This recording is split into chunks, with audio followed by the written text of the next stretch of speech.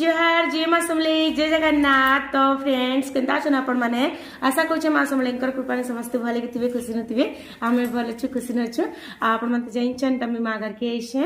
आ बापा किनी आजिका बाजार जाइतिले आजिका होचे गुरुवार। तो गुरुवार दिन आमर गाँ रे किनी बाजार बसी आ आगन पे ना बसुते सत कहले बा तो इटा किनी बसुछे तो बहुत खुशी कथा है निजर गाँ रे बाजार टे बसले सब पनीपरिबा भी आराम से घिनी पारबो आ बाकी दूरे दूरे बाजार बसुतला तो हनके भी जीवार पड़वा बाकी किनी पाखे इटा बाजार बसला न भले कि आउ किछि असुविधा नहीं मजा निजर गाँ नु एका बाजार करि पकाबो।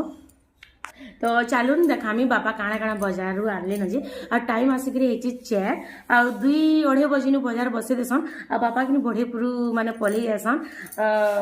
बाजार माने बढे पुरु बाजार टी गले काଣା अछि फ्रेश फ्रेश पनी परिबा किनी मिली जासी। तो बापा सब बोली कि जेन भी बाजार जासन ना टिके बड़े पुरु जासन बाजार। तो चलून देखमा काଣା काଣା बापा बाजार रू आनी छन जी कोन पनीपरिबा सब आनी छन इटा फूलकोबी मूला गाजर शिमला मिर्चा चना आ सेमी देखो